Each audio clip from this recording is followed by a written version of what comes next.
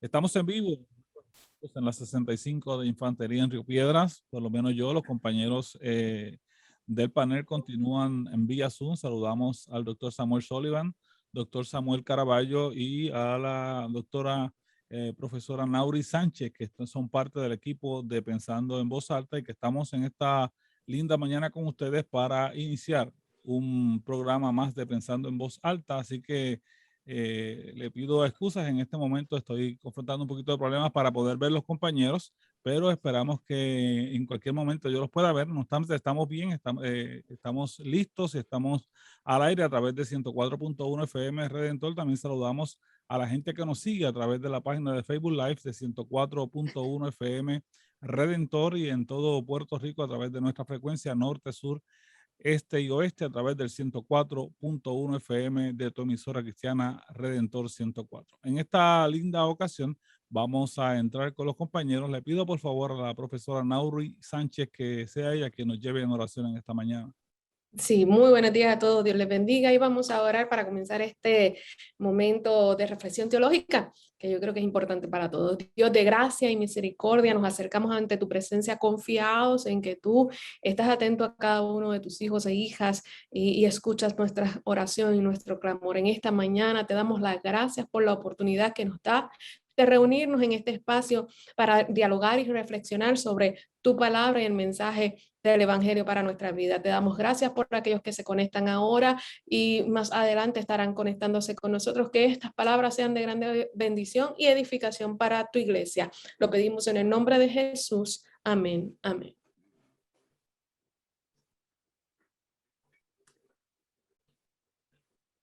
Gracias, profesora Nauri Sánchez. Confiamos en que el Señor nos bendiga de manera especial en esta mañana. Y les recordamos que Pensando en Voz Alta es auspiciado por la Universidad Teológica del Caribe, que la Universidad Teológica del Caribe tiene recintos tanto en St. John's, en Trujillo Alto, como en el pueblo de Dorado, y que están recién comenzando sus cursos, tanto en bachillerato, maestría, grados asociados y certificados educacionales. Así que puede comunicarse a la Universidad Teológica del Caribe llamando al 787-761-0640, 787-761-0640 y el 761-0808, Universidad Teológica del Caribe, grados asociados, maestría, educación en niños y adolescentes, programas doctorales, programas en alianza con Pentecost Theological Seminary y PTS de Cleveland, Tennessee. Así que comuníquese, vaya a la página de internet de la Universidad Teológica del Caribe a utcpr.edu, y allí puede conseguir mucha más información relacionada con el programa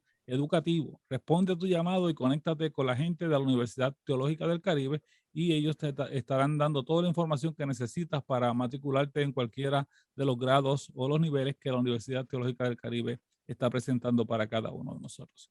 Muy bien, vamos entonces directamente con nuestro programa y nuestro tema para el día de hoy.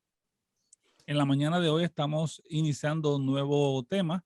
Está con nosotros el doctor Samuel Caraballo, quien es el que va a estar dirigiéndonos en este importante tema que estaremos iniciando durante la mañana de hoy, relacionado con el tema de las Sagradas Escrituras. Así que vamos a permitir que sea el doctor Caraballo quien en esta mañana nos introduzca a este tema que estaremos trabajando para ustedes. Doctor Caraballo, bienvenido a Pensando en Voz Alta en esta mañana. Bendiga, mis hermanos y mis hermanas. Una alegría muy grande volver otra vez a estar aquí en vivo con todos ustedes y especialmente introduciendo un tema que me parece que va a ser de mucho interés para todos y además es un tema que me interesa mucho la participación de los oyentes a través de los chats de Facebook Live. Me gustaría escucharles, ver sus preguntas, sus inquietudes, sus comentarios. Y sabemos que es un tema que nos apasiona a todos. Primero, es un tema recurrente de la teología cristiana, ¿no? Nosotros desde comienzo del cristianismo, este tema ha sido motivo de amplia discusión y todavía hoy, especialmente en este momento postmoderno, es un tema que tiene una relevancia enorme, especialmente frente a los nuevos descubrimientos de las ciencias sociales, las ciencias naturales y de las otras disciplinas, ¿verdad?, que reclaman espacios de autoridad en nuestra cultura. Así que me parece que es un tema no acabado, es un tema que vamos a continuar con él durante mucho tiempo, pero queremos de alguna manera verlo desde diferentes perspectivas. Nosotros vamos a enfocarnos durante este tiempo. Primero vamos a enfocarnos hoy, luchar por hoy poder trabajar un poquito con algunos textos del Nuevo Testamento que nos interesan más en términos de la Biblia, la autoridad inherente de la Biblia, de dónde proviene esa autoridad. Y también luego vamos a tratar de discutir, dado que hemos pasado hace poco por la celebración de la Reforma Protestante, el concepto de la autoridad de la Biblia que se desató fuertemente durante la Reforma Protestante, es decir, la autoridad de la Iglesia versus la autoridad de la Biblia. Y de hecho, los conceptos de sola escritura que suelen, obviamente, con mucha fuerza a partir de la Reforma. Y finalmente, vamos a tratar de ya en la postrimería de ese programa, dentro de los próximos martes, hablar un poco de esa discusión que se está dando hoy entre posturas de la modernidad y de la posmodernidad en cuanto a la relevancia de ese concepto de autoridad de la Biblia, o sea, la relevancia que tiene la Biblia hoy en un mundo posmoderno, en una sociedad de relativismo, ¿no? Y vamos a tratar de trabajar con eso porque de ahí vamos a entonces a afirmar nuestra postura como Iglesia del Señor sobre la autoridad de la Biblia hoy.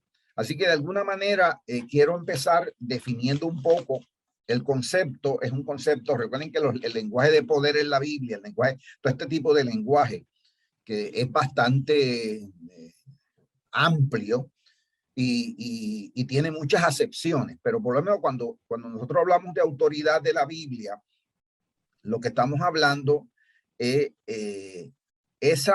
ese sentido, esa validez, de dónde viene esa validez o esa legitimidad para que la Biblia sea una fuente indispensable de fe, de conocimiento para la iglesia. De hecho, la iglesia en su mayoría, la iglesia cristiana, el porciento grande de la iglesia cristiana de las diferentes, dentro de la diversidad de la iglesia cristiana, ven la Biblia como un documento indispensable para eso, para la fe, para la conducta, para el conocimiento cristiano.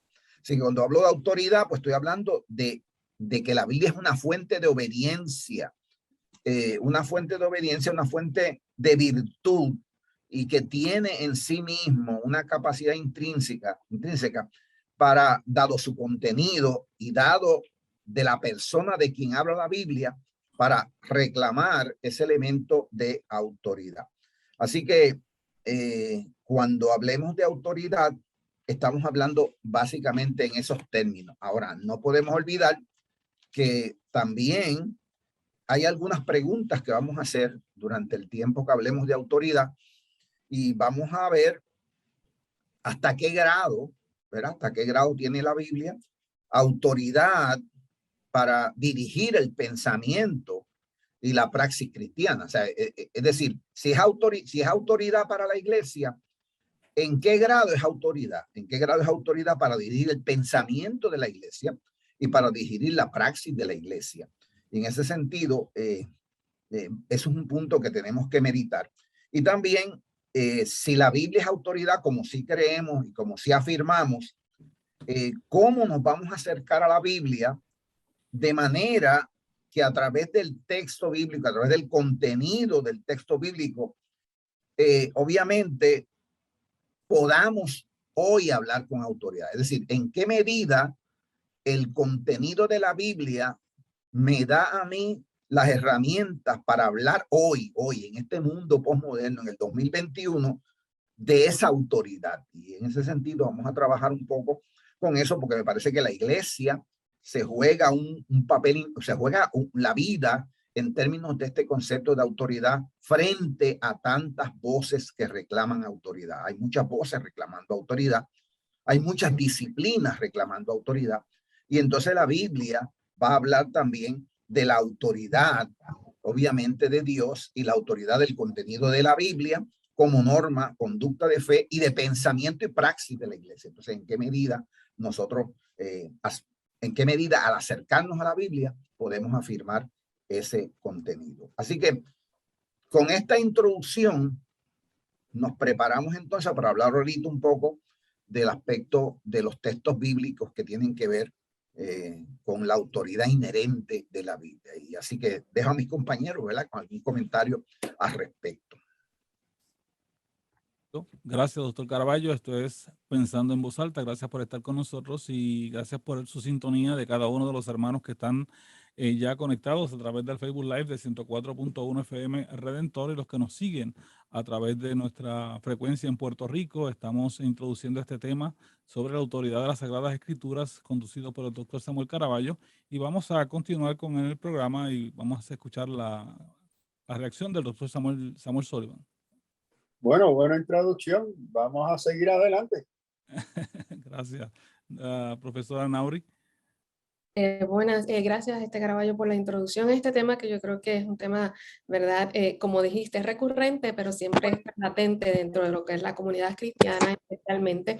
Y hablar sobre la autoridad de la Biblia, hablar sobre la inspiración de la palabra del Señor, porque como mencionaste en una de las preguntas, es la que realmente va a dirigir la conducta cristiana de aquellos que han adoptado y aceptado la fe cristiana. Y por lo tanto es importante ver por qué para el cristianismo el texto es de suma relevancia, aunque fuera del contexto del cristianismo la gente no lo vea desde esa manera, pero hay unos indicativos. Cuando tú tienes un texto que ha sido traducido tantas veces, cuando tienes un texto que se ha impreso en tantas formas, en tantos idiomas, cuando ves el mensaje del texto que a pesar de haberse escrito en tanto tiempo atrás, tiene pertinencia y relevancia para las situaciones sociales, culturales, en la sociedad en general, mundial, pues entonces es indicativo de que este texto no es cualquier texto, es un texto que ha sido inspirado por Dios y hay otros detalles que se pueden mencionar, pero entonces continuamos con la discusión. Doctor Caraballo. Me parece interesante lo que dice Nauri, porque Nauri plantea ya elementos externos, ¿no? Elementos externos que le dan validez a ese concepto de autoridad de la Biblia. Y me parece importante esos elementos y que los vamos a tocar, ¿no? Los tenemos que tocar porque cuando busquemos autoridad tenemos que hablar de elementos internos de la Biblia y elementos externos. Y yo quiero comenzar con un planteamiento interno, ¿no? ¿De qué depende? Una pregunta que tenemos que hacernos, ¿de qué depende realmente la autoridad de la Biblia? Si nosotros decimos que la Biblia tiene autoridad en términos de que guía, que puede guiar el pensamiento y puede guiar la praxis cristiana y que tiene autoridad y que nos podemos sostener en ella, entonces la pregunta es, ¿de qué depende esa declaración que yo estoy haciendo? O sea, ya Nauri empezó a hablar de los elementos externos que sostienen esa autoridad. Pero yo quiero empezar con el elemento interno, que para mí, por lo menos para mí, es el elemento fundamental que sostiene la autoridad de la Biblia. Y me parece que para eso vamos a usar dos textos bíblicos que son comunes en la iglesia y que los citamos a cada rato. Dentro de los muchos que hay, especialmente dos textos del Nuevo Testamento, para hablar un poco de esa autoridad y de ese elemento inherente en la Biblia que la hace ser una autoridad y digna de confianza para nuestra práctica cristiana y para nuestro pensamiento cristiano. Y estos textos, y le invito a los oyentes inclusive a buscarlo, son dos textos conocidos. El primero aparece en la segunda carta a Timoteo, segunda carta a Timoteo, que es el más citado por nosotros, los versos 3, 16 y 17, que yo voy a leer en varias, tengo varias versiones, pero volvemos a leer una versión que me gustó muchísimo, ¿no? Y es la versión de la Nueva Biblia, Nueva Traducción Viviente, y que me gustó muchísimo esa traducción y que me parece que es bastante consona con Reina Valera y con otras Biblias, pero el elemento del uso del lenguaje me parece que es muy bonito. Dice, segunda Timoteo 3, 16 y 17. Toda la escritura es inspirada por Dios y es útil para enseñarnos lo que es verdad y para hacernos ver lo que está mal en nuestras vidas. Y por ahí sigue, pero por lo menos esa primera parte, que es la más que me interesa, toda la escritura es inspirada por Dios y es útil para enseñarnos lo que es verdad y para hacernos ver lo que está mal en nuestras vidas. Me gusta ese modelo, esa traducción. Ahora, quiero juntamente con eso, entonces, citar y leer también la segunda carta de Pedro. La segunda carta de Pedro, en el capítulo 1, versos 21 y 22. Y dice esa segunda carta de Pedro, estoy también leyendo en la versión Nueva Traducción Viviente. Dice el verso 20, sobre todo tienen que entender que ninguna profecía de la Escritura jamás surgió de la comprensión personal de los profetas, ni por iniciativa humana. Al contrario, fue el Espíritu Santo quien impulsó a los profetas y ellos hablaron de parte de Dios. Y quiero tocar esas dos escrituras porque hay una traducción, aun cuando en el verso griego las palabras son diferentes en términos de inspiración, pero por ejemplo, Reina Valera, que es la Biblia que más nosotros utilizamos, especialmente la versión del 60, en ambos textos usa el concepto inspiración del Espíritu Santo. Entonces, es por eso que el primer concepto que me parece que es fundamental entenderlo para hablar de la autoridad de las Sagradas Escrituras y a hablar de la autoridad de la Biblia, es que la Biblia se autodeclara documento inspirado por Dios. Alguien me podría decir que básicamente se refiere a la escritura especialmente hebrea, porque obviamente los escritores bíblicos en ese momento no tenían el canon de la escritura como lo tenemos nosotros completo.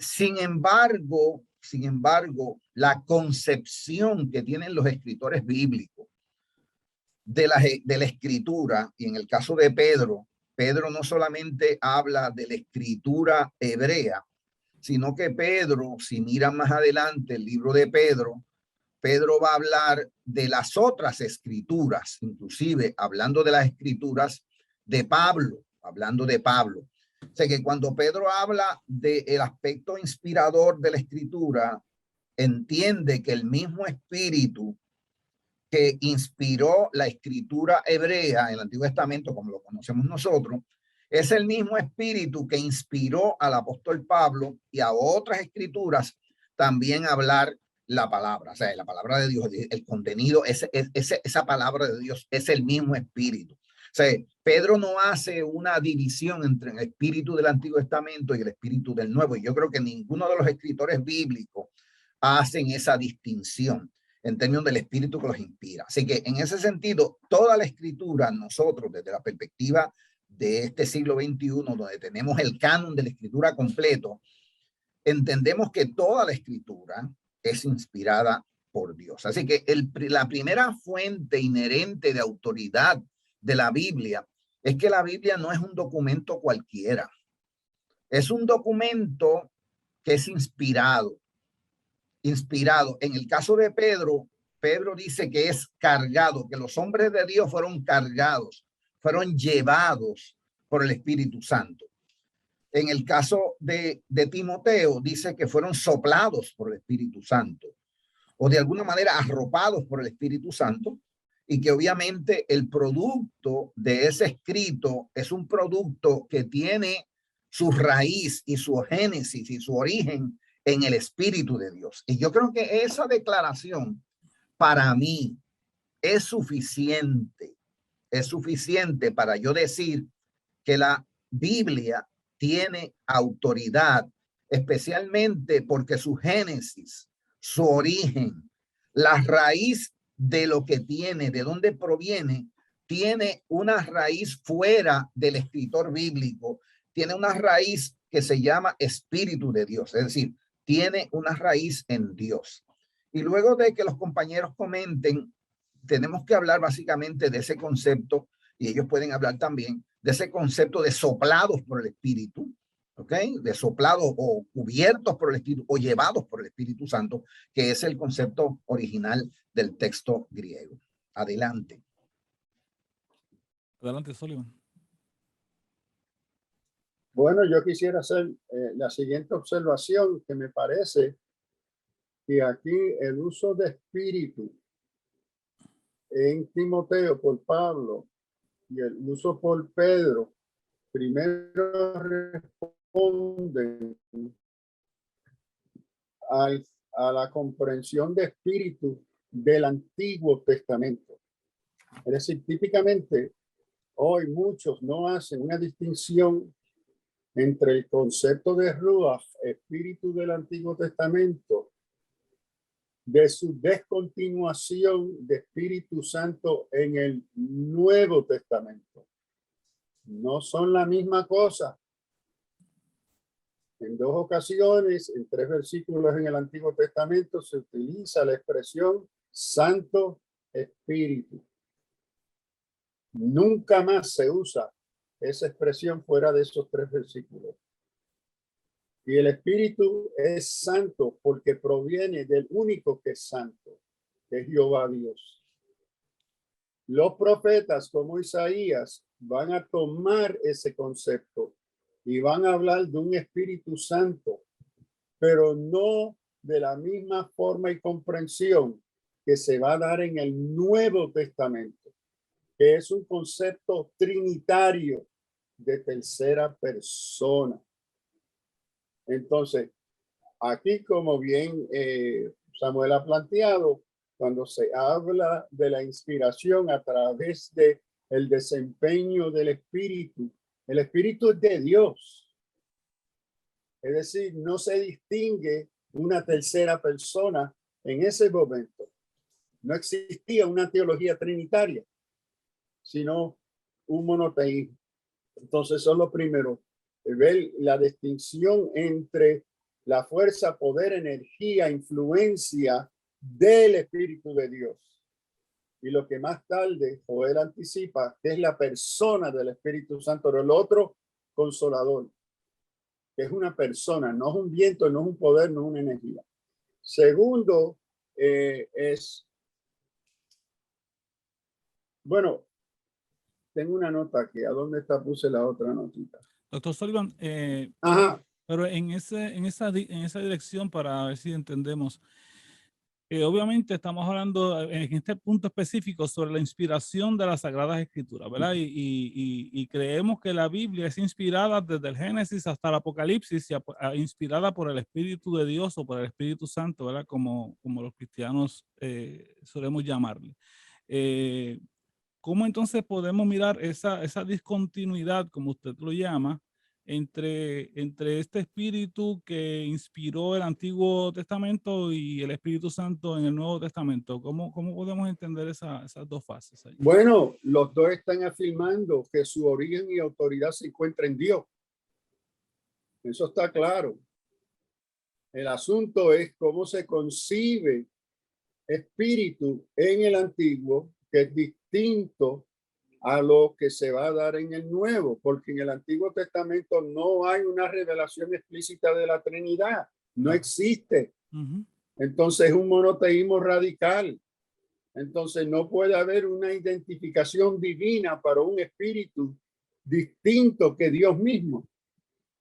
Entonces ahí que se encuentra la descontinuidad entre el Ruach del Antiguo y el Numa del Nuevo. Por eso Joel anticipa que en los postreros días va a haber un cambio.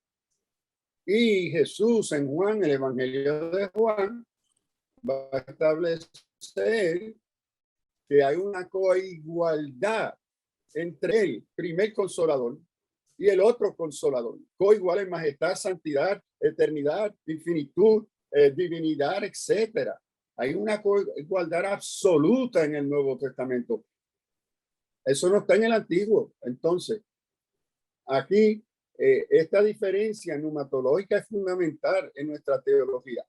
El otro punto que quería hacer es que la autoridad de la Biblia, en cierto sentido, no se encuentra en su propia autoridad. La autoridad de la Biblia es un reclamo de fe axiomático de la fe cristiana, a donde uno por fe le atribuye, reconoce, apoya esa autoridad revelada en la Escritura. Esa es la postura axiomática, incuestionable, que informa la postura cristiana. Toda disciplina, sea psicología, filosofía, antropología, lo que sea, parte de unos supuestos axiomáticos. Esos supuestos axiomáticos son incuestionables porque sobre ellos se construye toda la expresión del conocimiento de esa disciplina.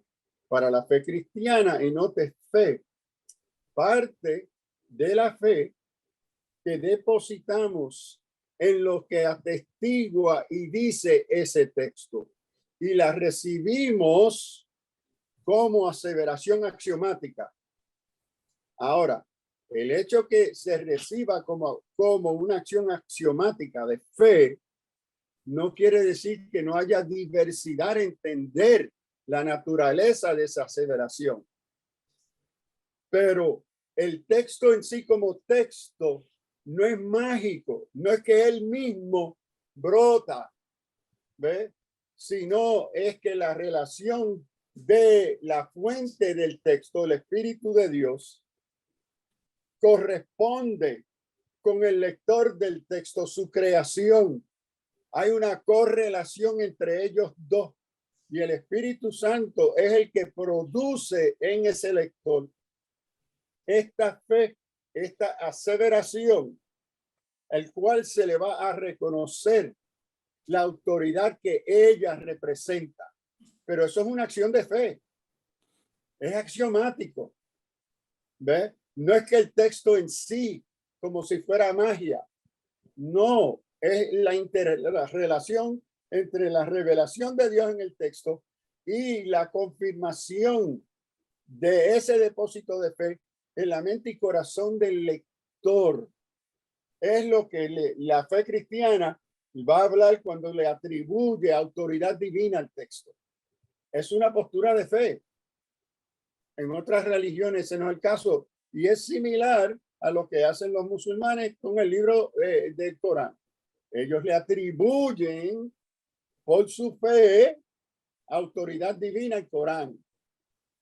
¿Ve? Pero no es que el texto en sí solo, independiente, tuviese esa autoridad. No tendría sentido. Entonces, el Espíritu Santo, autor, el Espíritu de Dios, autor del texto, ante el escritor, y esta es nuestra fe, que ese Espíritu guía, informa, dirige, capacita al escritor y que esa acción de dirección de parte de Dios es un postulado de fe.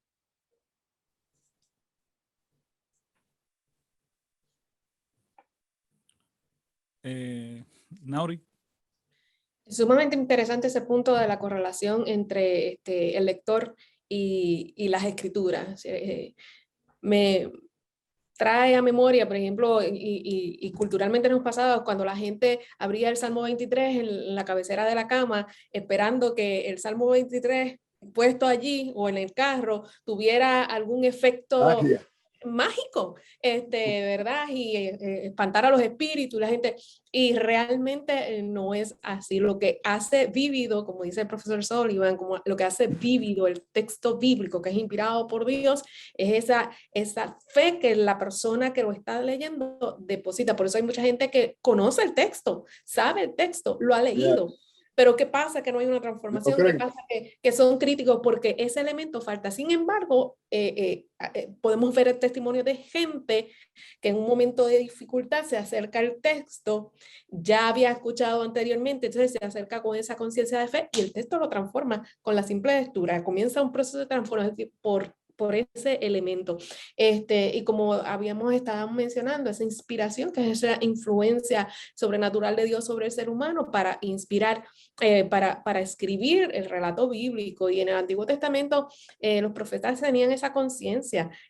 Por ejemplo, algunos de ellos en su mención decía, así dice Jehová, esa conciencia de que esto no proviene de mí, así dice Jehová, y esta palabra fue dada a mí por Jehová. Ese reconocimiento de que esa influencia estaba sobre ellos para traer un mensaje específico en tiempo necesario para el pueblo de Dios y una revelación que se iba dando a través que la historia iba transcurriendo. Yo, antes de pasar a Carvalho, en el caso del planteamiento de Sullivan, me gustaría, porque por ejemplo, estamos hablando de la inspiración y estamos hablando de la autoridad de las Sagradas Escrituras, y me preocupa, no sé, y claro, quiero entenderlo, el planteamiento de Sullivan, pero hasta dónde, por ejemplo, usted hace una comparación con el Corán, ¿verdad? Y lo trabaja, y hace una similitud allí en términos del que se acerca al texto, pero el texto no deja de ser, las Sagradas Escrituras no dejan de ser Sagradas Escrituras, no dejan de ser inspiradas, pienso yo, no dejan de ser, no dejan de tener autoridad porque alguien no crea en ella, doctor Sullivan. Bueno, el asunto, si aquí yo tengo el texto y no creo en él, punto. ¿Qué relación tiene esto conmigo? Bueno, con usted. Como persona que no cree en ninguno. Claro. Porque no existe una correlación. El problema es suyo, no es del texto. No, Sí, no, pero pues por eso, pero yo quiero hablar. Pero darle al texto en el aire. Ok, tiene, so what, pero nadie cree en él. ¿Para qué sirve? Ok, all right. Es como decir, esto es oro, esto es oro. Pero a donde yo vivo, nadie cree en el valor del oro. ¿Para qué sirve el uso de ese oro? Para nada. Para nada. Es el hecho de yo reconocer y depositar valor en eso. Que entonces yo agajo todo ese oro y lo uso porque le he atribuido valor. Entonces el texto, sí, nosotros como creyentes, sí, eso es palabra de Dios en sí misma. Pero la función y el propósito de esa palabra es convencernos a nosotros. Recibe su relevancia, su función en relación a mi recepción de esa revelación. Si no existe esa correlación entre el lector y el autor, y si no hay comunicación, no hay revelación. Por eso que hay estas dos esferas distintas, íntimamente relacionadas, pero no coiguales. Entonces nosotros no solamente reconocemos que el texto es oro, palabra de Dios, la reconocemos, la utilizamos, la firmamos y somos transformados por ese oro. Pero para que el que no. Muy bien. Y en relación, voy a parar ahí. Ajá, ya estoy. Adelante, sí, es que tengo problemas de internet, no sé si soy yo. Sí, adelante, no, yo lo que ocurre aquí con el planteamiento de Sullivan, obviamente yo difiero definitivamente del planteamiento de Sullivan, difiero totalmente. Primero porque yo sé que esa idea viene de Habermas en términos de la hermenéutica, ¿no? Quien le da valor al texto es aquel lector que lo cree. Yo no estoy de acuerdo. Yo creo que el no texto dejaba más. Excuse me. Yo no estoy utilizando el supuesto posmoderno de la Me parece que subjetividad sí, del texto del autor. me parece, Samuel, que sí, que estás usando No, un supuesto postmoderno, o por lo menos no. yo lo he entendido así, porque el valor de la Biblia no se lo da el que lo cree. El valor de la Biblia es inherente a la Biblia. Y yo creo que ahí es donde yo quiero plantear que la Biblia tiene un valor inherente a ella misma. Crea yo o no crea, la Biblia tiene autoridad. Y mira lo que pasa, para darte un ejemplo, voy a darte un ejemplo mundano, ¿no? La ley en Puerto Rico tiene autoridad sobre los ciudadanos que viven aquí. Hay leyes que yo no creo en ellas, pero el hecho de que yo no crea en ellas no significa que no tienen autoridad sobre mí. Esas leyes, las cuales yo no creo porque no las considero adecuadas, aun cuando yo no las considero adecuadas, siguen teniendo autoridad sobre mí, y si yo soy capaz de desafiarlas, yo tengo que pagar las consecuencias de ese desafío. En ese sentido, lo que yo quiero decir es que el hecho de que alguien no crea en la Biblia no le resta la autoridad que la Biblia tiene por inherencia, o sea, por ser Yo no he dicho eso. Yo no he dicho perdóname, eso. pero es que fue lo que entendí. Quizás me debes aclarar, fue lo que yo entendí. No, tengo que darte la oportunidad de que me aclare, porque yo entendí, eso fue lo que yo entendí, pero quizás estoy equivocado, ¿no? Bueno, Dime, no fue Samuel. lo que, déjeme ponerlo así, no fue lo que quise decir, si eso fue lo que se entendió. Lo que estoy diciendo es que la autoridad de la palabra se encuentra en ella misma porque es expresión de Dios eso es cierto. misma. Punto. Eso no es negociable. Oro es oro. Esa es su naturaleza, oro. Pero qué valor yo le voy a atribuir y reconocerle a eso es otra cosa. Esa es la distinción que yo estoy haciendo. Ok. Esa es Gracias. Y sí, que, gracias porque que me convence que es oro y el valor de ella como oro es el Espíritu Santo, que me lleva a convencerme por un acto de fe. ¿Ve?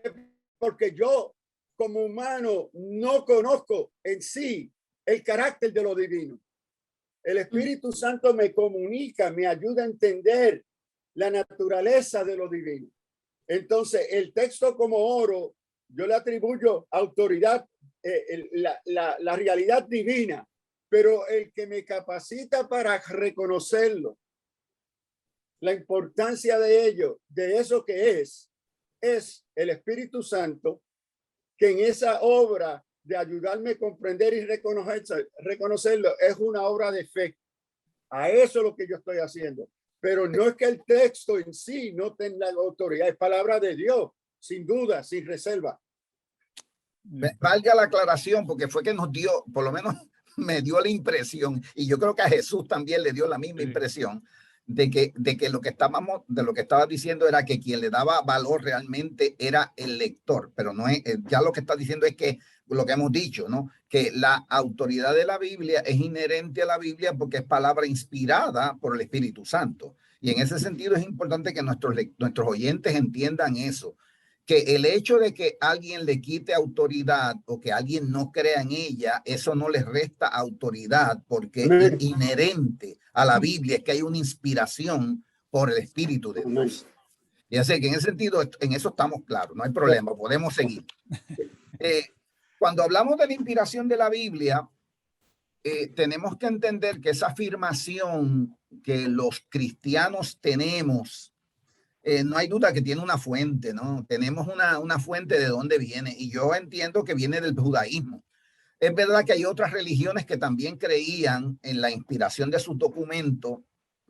Sin embargo, la fuente directa que viene de esa afirmación cristiana hoy es obviamente el judaísmo. ¿Por qué? Porque para los judíos la Biblia hebrea y especialmente la Torá, en eso coinciden los saduceos y los fariseos, en el sentido de que la Torá era la acción de Dios, era el soplo de Yahvé.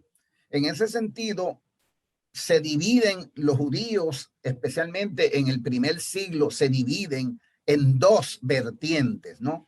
Están los judíos helenistas que entienden que la mente de los profetas y la mente de los santos hombres de Dios que escribieron las escrituras fue sustituida por el acto de redacción por el Espíritu Santo. Fíjense, en ese sentido, el judaísmo helenístico, quizás influenciado por la visión especialmente griega de los oráculos, de los presagios griegos, de la religión griega, entienden que la inspiración consiste en una sustitución de mente de parte del Espíritu. Es decir, el agiógrafo o los profetas salen de sí, se pierden de sí, y quien toma su mente es el Espíritu Santo, y entonces el Espíritu Santo redacta a través de ellos el texto bíblico. Esa es la visión de los judíos helenistas.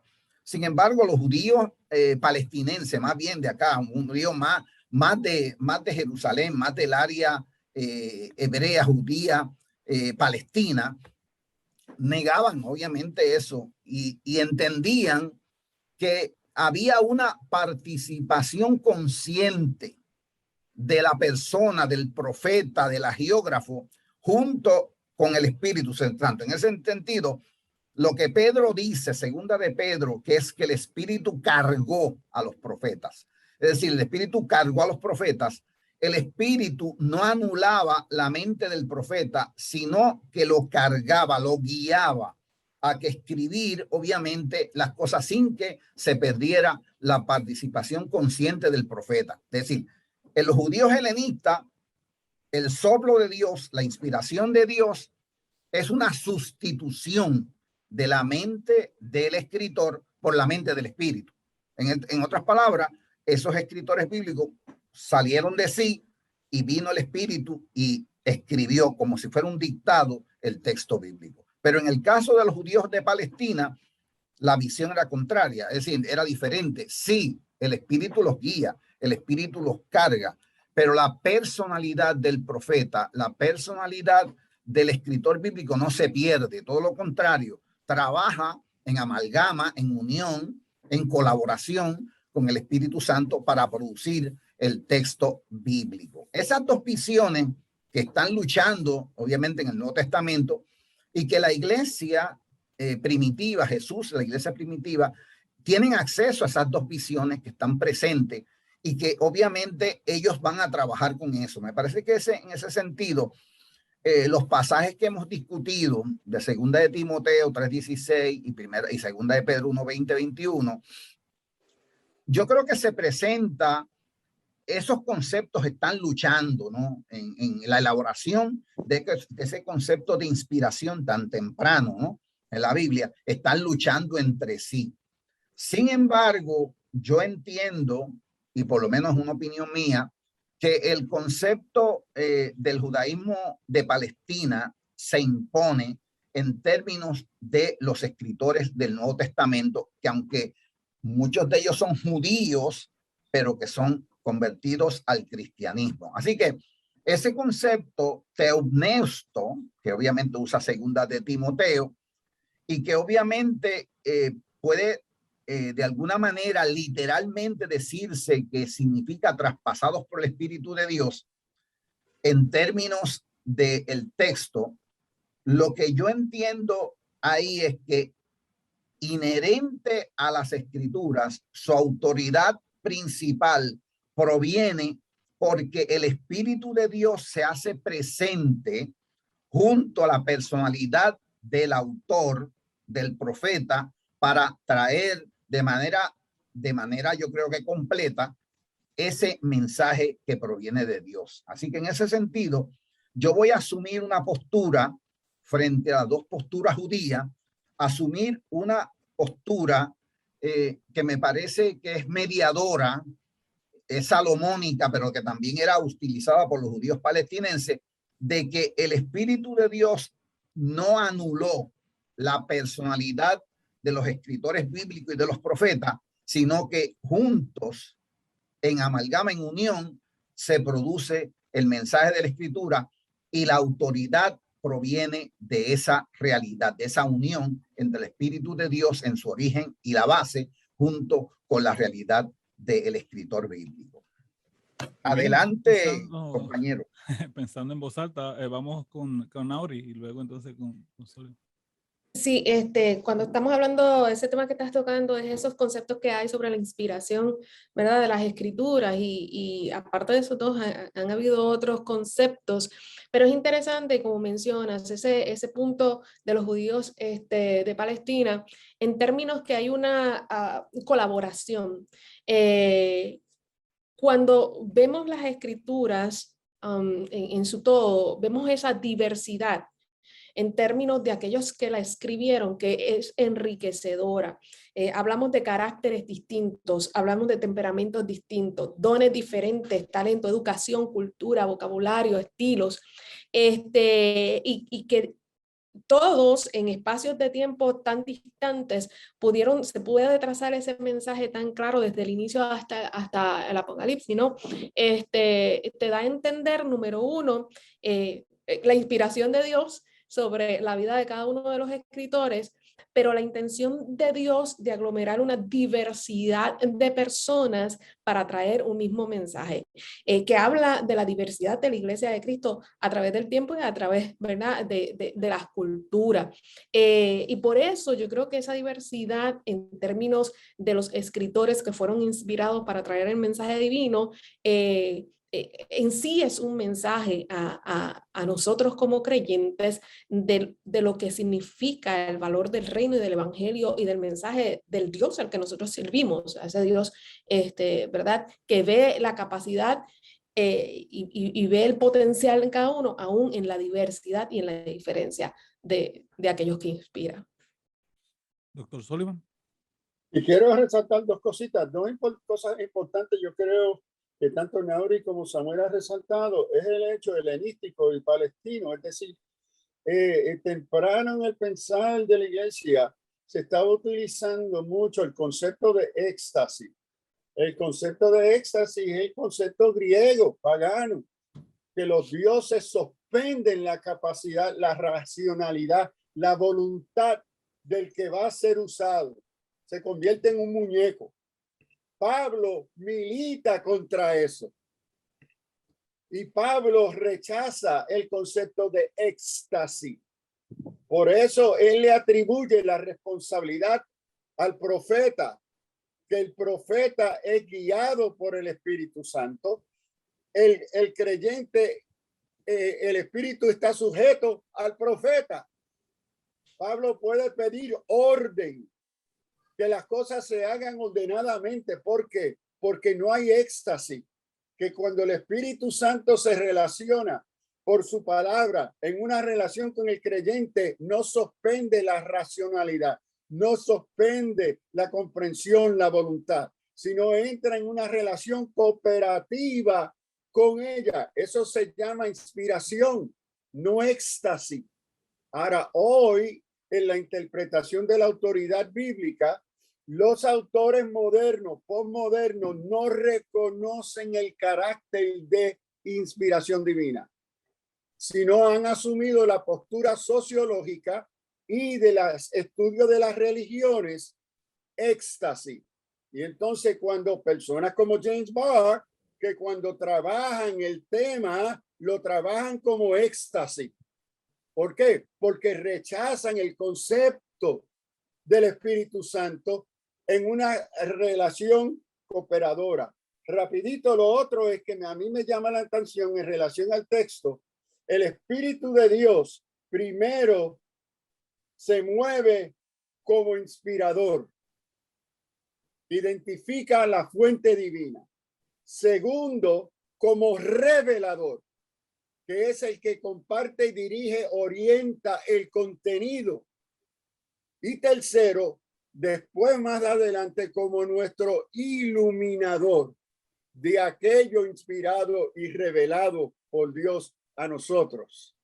Entonces, hay tres diferentes funciones y etapas del Espíritu de Dios en relación con el contenido, naturaleza y propósito del texto bíblico.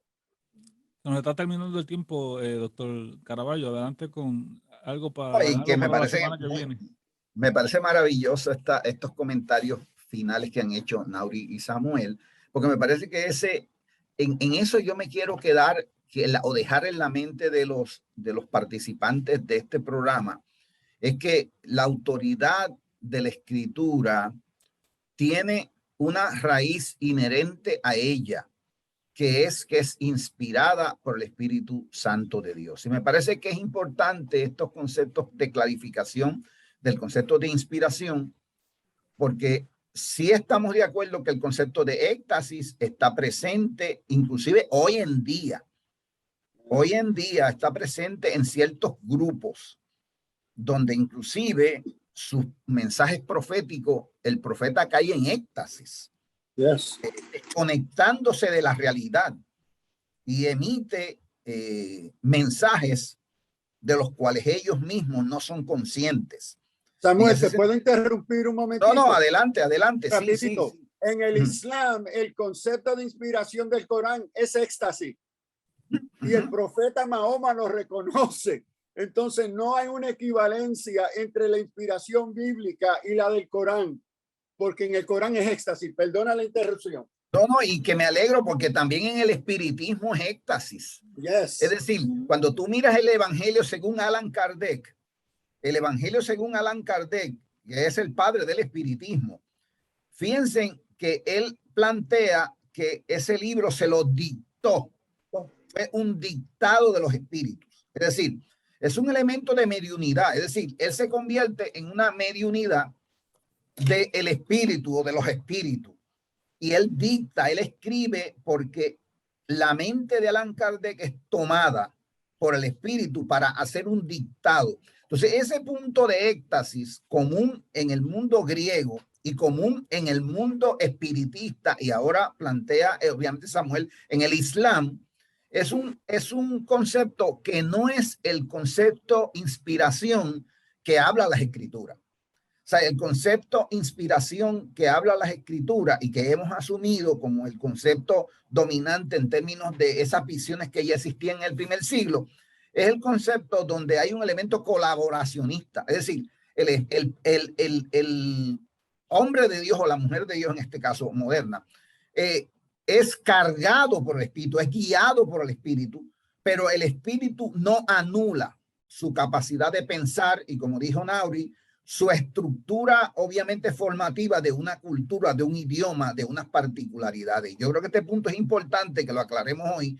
por los muchos movimientos que se están dando dentro de la iglesia y de algunos sectores a caer en ese elemento de éxtasis, asumiendo que eso es una postura cristiana, cuando es una postura que proviene del paganismo, tanto helénico como del paganismo que representa el espiritismo en nuestro mundo. Así que ten mucho cuidado la iglesia, mucho cuidado. Terminamos. Gracias, doctor Samuel Caraballo. Gracias, doctor Sullivan, profesora Nauri Sánchez. Nos escuchamos el próximo martes. Me parece que vamos a continuar con este tema muy interesante para la audiencia. Dios me lo bendiga y hasta el próximo martes en Pensando en Voz Alta. Dios le bendiga. Bendiga a todos. Dios lo bendiga mucho. Buen día.